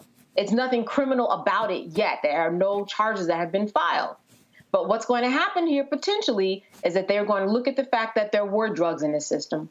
They're going to look at the fact that he did have a heart problem. They're going to look at the fact that he was obese and that there were these other contributing factors to his death. What they have to do is the first thing that you were talking about, and they meaning the attorneys for his family, is they have to prove that this was just an unlawful approaching of the car to begin with. If he was just sitting in there being black in America at 2 a.m. in the morning, 5 a.m., it doesn't matter. He has the right to do that. And that's where I think that the police will have a problem in this process. Mm-hmm. Reese. I mean, I just don't understand how, we've seen traffic stops. We've seen, accusations of a crime being committed, escalated, and none of those were justification for executing a person.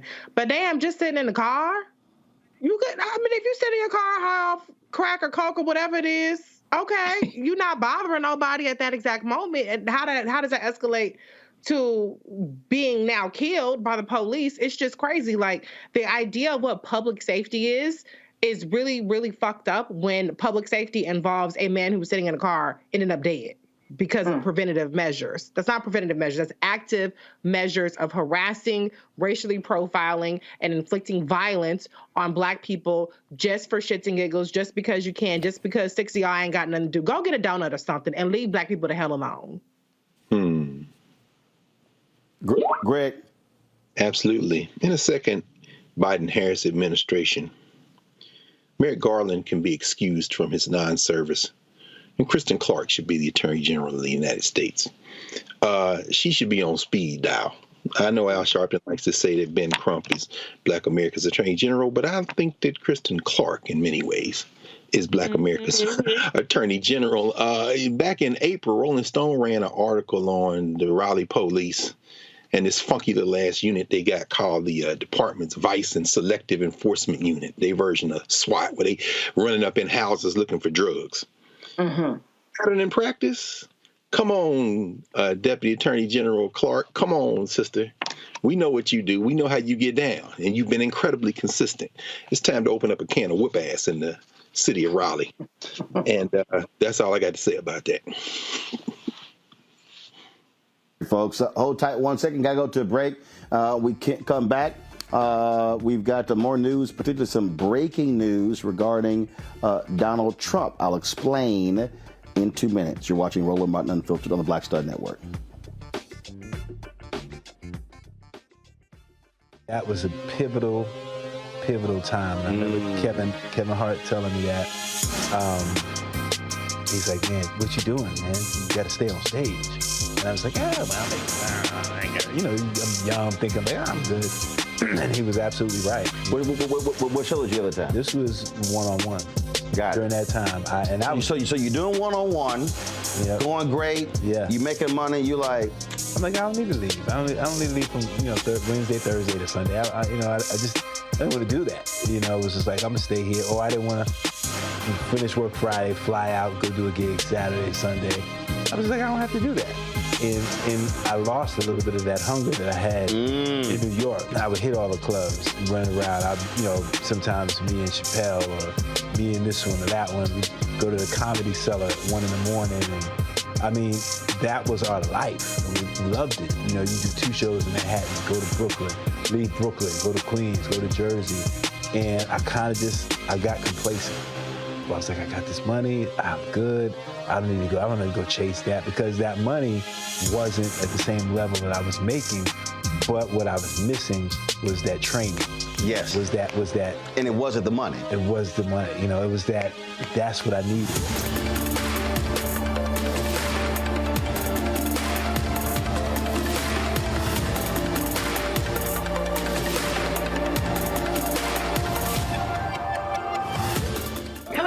on the frequency right here on the Black Star Network. Shanita Hubbard. We're talking about the ride or die chick. We're breaking it down. The stereotype of the strong Black woman. Some of us are operating with it as if it's a badge of honor. Like you even hear Black women like aspiring to be this ride or die chick, aspiring to be this strong Black woman chick at their own expense. Next on the frequency right here on the Black Star Network. What's up, everybody? It's your girl, Latasha from the A. And you're watching Roland Martin Unfiltered.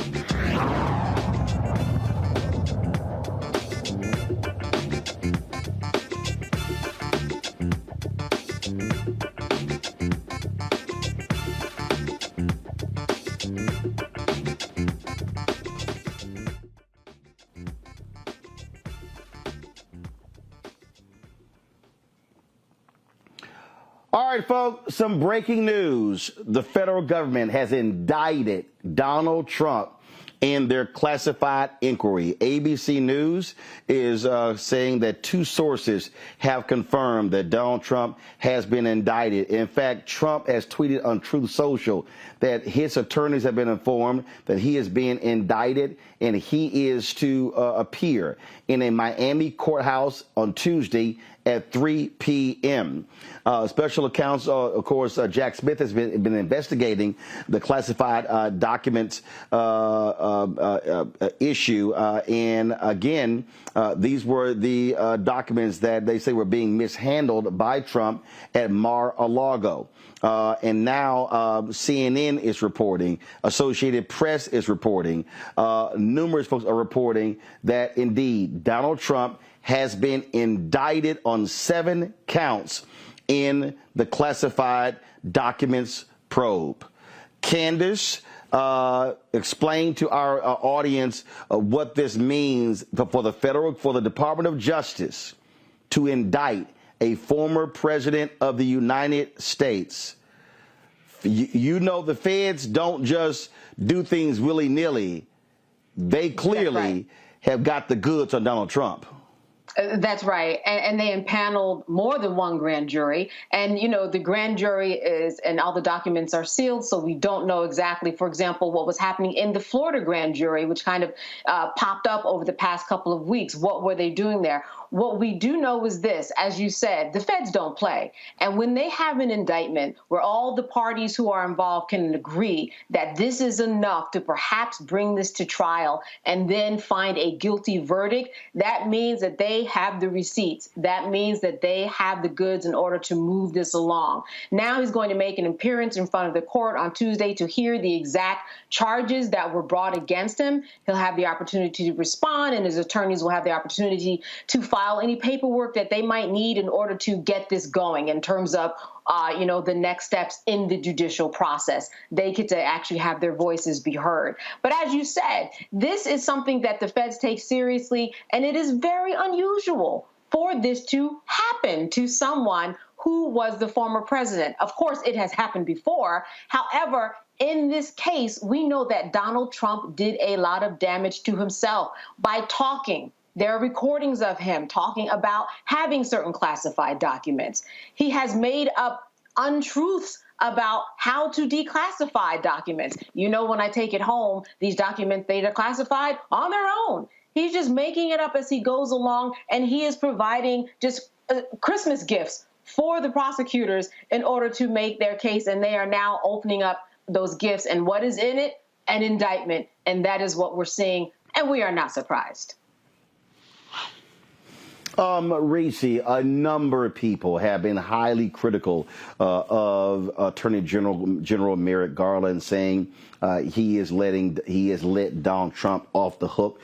The reality is this case could not have moved forward without Merrick Garland giving his head nod to move ahead. That says a whole lot that a former federal judge, somebody who was nominated to the U.S. Supreme Court by President Barack Obama, who now is the Attorney General, would give the go-ahead for an indictment against a former occupant of the White House. Oh, well, they should have let him become the Supreme Court justice instead of still in that seat. You know what I'm saying? So now he's up there handing Trump his ass. And I think when Jack Smith was appointed, people said that he means serious business. And it's clear he didn't lollygag around for years like Mueller did, acting like he didn't really give a damn about the fact that the president was a Manchurian candidate. He got right down to business. And the reality is that Trump is guilty as fuck. He's on tapes, as Candace said, basically talking about classified documents. And this is incredibly severe. I mean, anybody who's ever held a clearance knows that when your first briefing, they scare the shit out of you. I mean, if you are not scared to ever even remotely do anything that could be seen as inappropriate with classified material, then you just don't give a damn about the rule of law. And so this is a chicken's coming home to roost. And we knew during the 2020 campaign, many of us said that the biggest threat to national security is Donald Trump. And he's always played fast and loose with classified documents. He played fast and loose with people even getting security classifications. Remember, Ivanka Trump and Jared Kushner could not pass an independent classified vetting, and he directed that they get security clearances anyway. And so he should have done what he was supposed to do. There aren't a whole lot of laws that are necessarily the president has to abide by, but this is one of those areas where he screwed up. But the scary part isn't even necessarily that we have a president that's being indicted for this. It's what did he actually do with those secrets? Who did those secrets go to? For what money was exchanged? And what damage has it already done to our national security? That's what we really need to be worried about. Greg, of course, Trump's lawyers were brought into the DOJ. They essentially got a heads up. They even said, more than, look, when you get called in by the DOJ, they're letting you know, yo, your boy's about to get indicted. And according to this, so this is what ABC said, quote, this is Catherine Faulders. We're learning from our sources that there appears to be at least 7 counts here. This ranges from everything from the willful retention of national defense information to conspiracy to a scheme to conceal to false statements and representations. We even have seen reports, Greg, that the feds have flipped Mark Meadows, Trump's former chief of staff, and have given him some form of immunity. Trump is already saying these are lies, this is false, all the sort of stuff like this here. It's going to be a little hard for his MAGA people to try to dismiss the actual former chief of staff, former member of Congress from North Carolina, somehow being part of the radical left out to get him. Dismiss it. They're going to run to it. You know, I keep one of these on the table, Roland. This is the Constitution of the United States. This is the qualification for being president of the United States. No person except a natural-born citizen or a citizen of the United States at the time of the adoption of this Constitution shall be eligible to the office of president. Neither shall any person be eligible to that office who shall not have attained the age of 35 years and been 14 years a resident within the United States. You can be the president of the United States in prison. Donald Trump has understood something. There is no constitutional bar to that. Let's get past even a jury conviction. If you can find a jury to convict Donald Trump, there's going to be venue changes. You got some white nationalists out there trying to get on the jury. Let's get past all that and say they put him in jail and say you got a 100-year sentence. Okay. In 1920, Eugene V. Debs, running on the socialist ticket, serving a 10-year sentence because he refused to participate in World War I, got 1 million votes, 3%. Of the president of the United States run. Now, I'm sure people have heard this a million times, so I'll keep this short. Donald Trump ain't Eugene Debs. Pufferfish from Florida, Ron DeSantis, Tim, mission accomplished, Scott, smiling Mike Pence, not even speed bump out of Jersey, Mr. Chris Christie. None of them, all of them, Rhonda Haley, whose daddy taught damn near 30 years at Voorhees HBCU, and she seems to have learned nothing from it, Nikki Haley. Not all of them together don't poll as high as Donald Trump by itself. Donald Trump, no, run from it. He turns to it. They're persecuting me, you all. Donald Trump can win. And let me end with this. The general view among legal scholars is that if he is elected, it could very well be that he could make the argument that the duties of office require him not to be in jail, and they may suspend or put on hold the sentence. And finally, the man might say what Eugene Debs said in 1920. If I win, I'm going to pardon myself. Let's strap in and see how this turns out.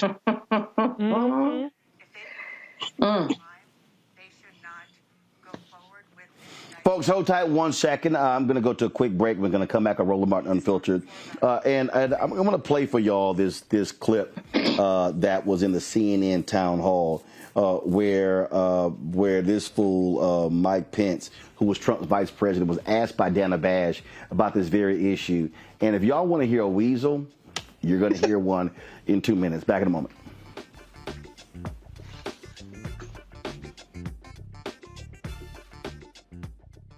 When you talk about blackness and what happens in black culture, we're about covering these things that matter to us, speaking to our issues and concerns. This is a genuine people-powered movement. There's a lot of stuff that we're not getting. You get it, and you spread the word. We wish to plead our own cause. Too long have others spoken for us. We cannot tell our own story if we can't pay for it. This is about covering us. Invest in black-owned media. Your dollars matter. We don't have to keep asking them to cover our stuff. So please support us in what we do, folks. We want to hit 2,000 people, $50 this month, raise $100,000. We're behind 100,000, so we want to hit that. Y'all money makes this possible. Check some money orders. Go to P.O. Box 57196, Washington, D.C. 20037-0196. The Cash App is $RM Unfiltered. PayPal is R Martin Unfiltered. Venmo is RM Unfiltered. Zelle is Roland at RolandSMartin.com. On a next, A Balanced Life with me, Dr. Jackie, beware the generational curse. They're everywhere, in our families, in our workplaces, and even in our churches. It's like a minefield, identifying the curse and knowing what to do about it. When we're talking about generational patterns, oftentimes we get locked into those patterns because we don't want anyone to say, oh, you acting brand new, or you doing something different from how this is how we always did it. It's okay to do something different in order to get the results that you want to see in your life. That's next on A Balanced Life on Black Star Network.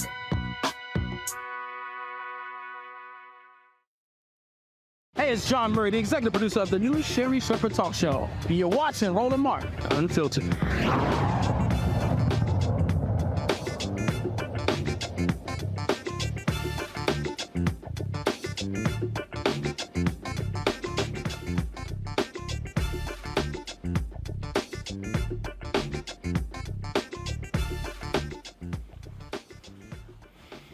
So, folks, the breaking news. Donald Trump has been indicted by a federal grand jury regarding the classified documents probe. Indicted on 7 counts. He has to appear in a Miami courtroom at 3 p.m. on Tuesday. Now, if you want to see a coward, Mike Pence is a perfect example. CNN had their town hall, and Dana Bash asked him about this very issue. Listen to Mr. Law and Order, who was running out at the mouth about how we need to be prosecuting people for guns and what's happening in Chicago. Listen to what he had to say about, his former guy breaking the law.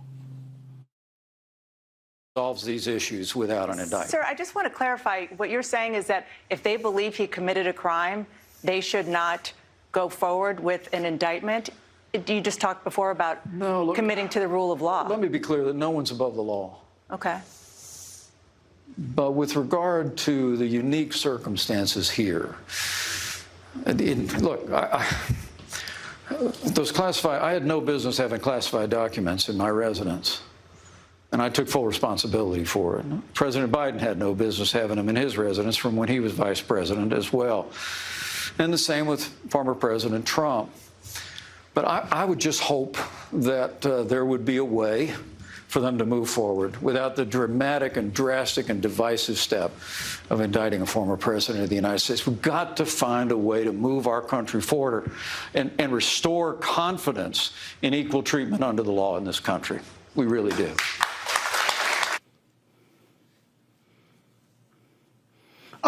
Candace, I'm confused here.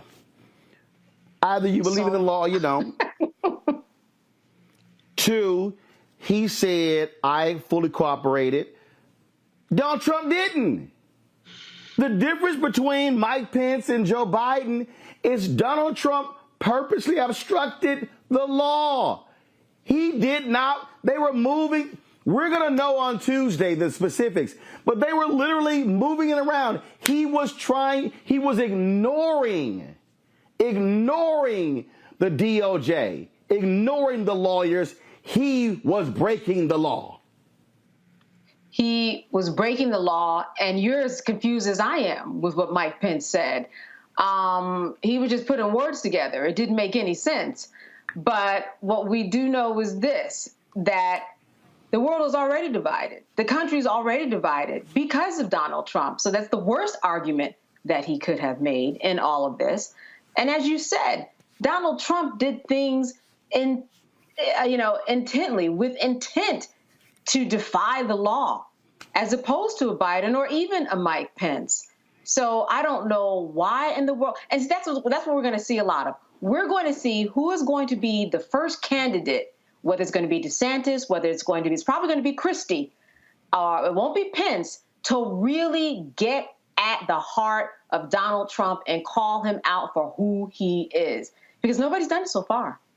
And that's really what this is about. He did not want to go all the way and say, put my former boss in jail. He was playing all sides to make sure that he wasn't the target of Donald Trump itself. And that's what we are seeing in that clip right there. See, here I love this, Rishi. We're so divided. Yes, those who break the law and those who don't. Yes, we're divided. Right. We're on the side of those who don't break the law. Trump is on the side of those who love to break the law. And how do you prove that everybody is equal under the law by not indicting the person who's breaking the law just because they were the president? That doesn't make any sense. The math is not math of Mike Pence.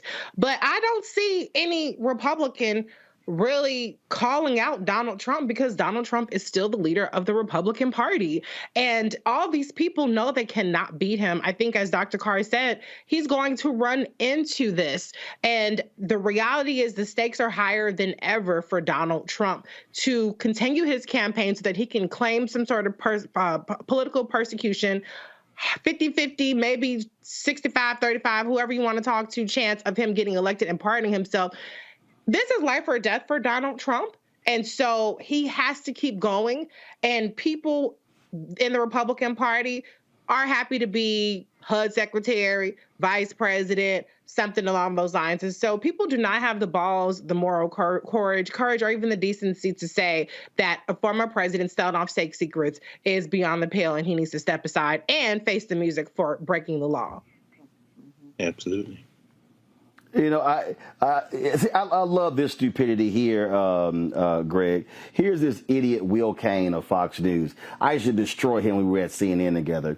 He goes, Pence not indicted, Clinton not indicted, Biden not indicted for inappropriate retention of classified documents, leading candidate for president in opposition to current regime, Trump indicted for inappropriate retention of classified documents.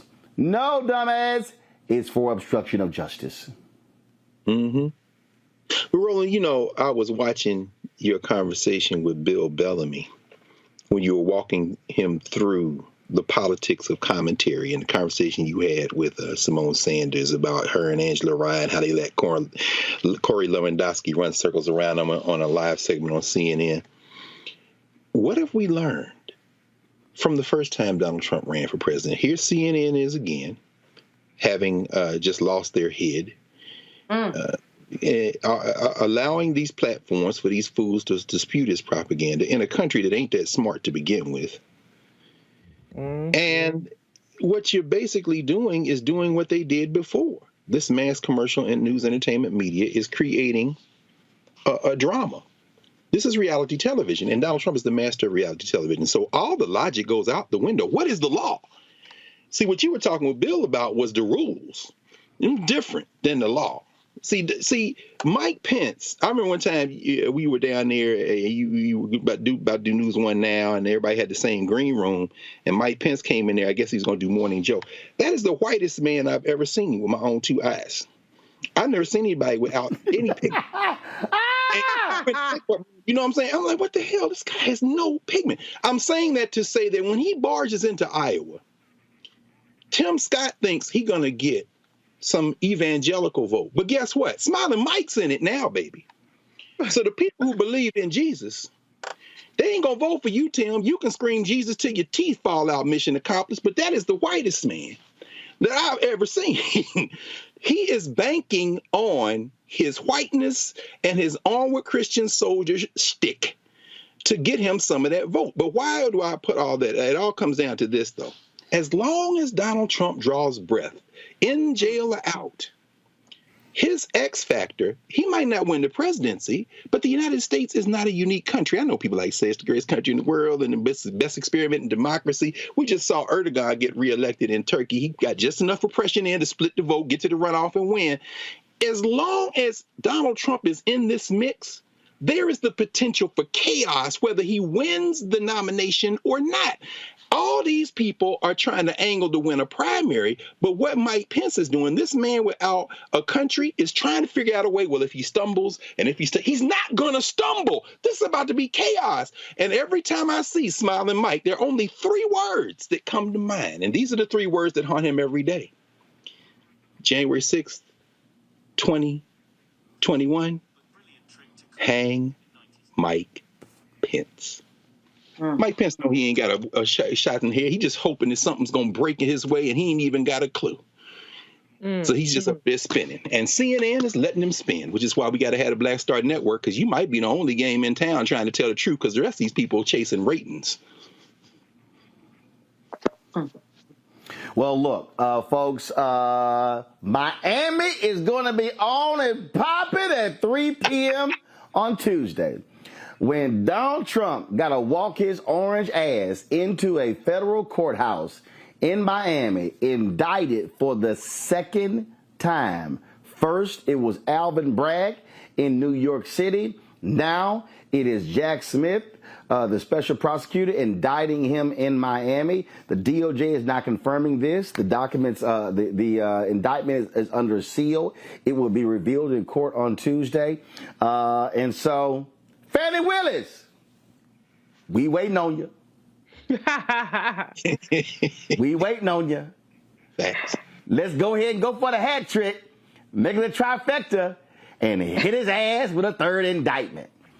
It's going to be real interesting. Look, we know how he's going to respond, and we know his ignorant MAGA supporters are going to try to make every other excuse as well. But final comment here, Candace. When those prosecutors have to reveal in court that they have recordings of people admitting to him moving documents, when they reveal a lot of this stuff in that charging document, it's going to be a little hard for a lot of these Republicans to try to explain that one away. It will. And following the indictment that Alvin Bragg brought upon Donald Trump, which people say was not as detailed as they would have liked to have seen, I bet they're going to do their job this time. Tuesday's going to be something else when that indictment comes down and we get to read all the details. It's going to be a lot more than Bragg had. And as you said, there's going to be a lot more evidence supporting what Donald Trump did in terms of obstructing justice. All right, then. Candace, Reese, Greg, we certainly appreciate y'all joining us. Oh, it's a beautiful day in the neighborhood. A beautiful day in the neighborhood. All right, folks. I appreciate it. Thanks a bunch. Y'all, tomorrow we'll be live. Merle Evers Williams from Jackson, Mississippi, 90 years old, the widow of Medgar Evers, former chair of the board of the NAACP. There are a lot of events honoring her this weekend in Jackson. We are here, and we will be covering this stuff tonight and tomorrow. So we look forward to that live conversation right here on Roland Martin Unfiltered on the Black Star Network tomorrow. Folks, that is it. Don't forget, Hit that like button, please, if you're watching on YouTube. Also, download the Black Star Network app, Apple phone, Android phone, Apple TV, Android TV, Roku, Amazon Fire TV, Xbox One, Samsung Smart TV. Please support our Bring the Funk fan club. Your dollars make it possible for us to do what we do. So please send your check and money order to P.O. Box 57196, Washington, D.C., 20037-0196. Cash App, $RM Unfiltered, PayPal, R Martin Unfiltered, Venmo is RM Unfiltered, Zelle, Roland at RolandSMartin.com, Roland at RolandMartinUnfiltered.com, and of course, be sure to get a copy of my book, White Fear: How the Browning of America is Making White Folks Lose Their Minds. Available at bookstores nationwide, Barnes & Noble, Amazon, Books A Million, Target. Download your copy on Audible. And don't forget, folks, next Saturday, I am going to be in Houston leading a forum on the future of black economic freedom tied to Juneteenth. So, folks, check it out. We're going to be there. All you got to do is RSVP. Listen, we just want to get a head count. We only have 500 seats available. We've got a number of strong black business owners who are going to be speaking, and we have a major announcement we're going to be making with Mayor Sylvester Turner. Y'all want to be there. You RSVP to info@RolandSMartin.com, info@RolandSMartin.com. Cannot wait to be in Houston. The Power Center. The Black-owned Power Center. Noon to 4 next Saturday, June 17th in Houston, Texas. Y'all better be there. Until tomorrow. Holla! Folks, Black Star Network is here. Oh, no punches! I'm real revolutionary right now. Support this man, Black Media. He makes sure that our stories are told. Thank you for being the voice of Black America, Roland. Stay black. I love y'all. All momentum we have now, we have to keep this going. The video looks phenomenal. See, this difference between Black Star Network and black-owned media and something like CNN. You can't be black-owned media and be scared. It's time to be smart. Bring your eyeballs home. You dig? Pull up a chair. Take your seat. The Black Tape with me, Dr. Greg Carr, here on the Black Star Network. Every week, we'll take a deeper dive into the world we're living in. Join the conversation only on the Black Star Network. Hi, I'm Dr. Jackie Hood Martin, and I have a question for you. Ever feel as if your life is teetering and the weight and pressure of the world is consistently on your shoulders? Well, let me tell you, living a balanced life isn't easy. Join me each Tuesday on Black Star Network for A Balanced Life with Dr. Jackie. We're all impacted by the culture, whether we know it or not. From politics to music and entertainment, it's a huge part of our lives, and we're going to talk about it every day right here on The Culture with me, Faraji Muhammad, only on the Black Star Network. I'm Deborah Owens, America's Wealth Coach, and my new show, Get Wealthy, focuses on the things that your financial advisor and bank isn't telling you, but you absolutely need to know. So watch Get Wealthy on the Black Star Network.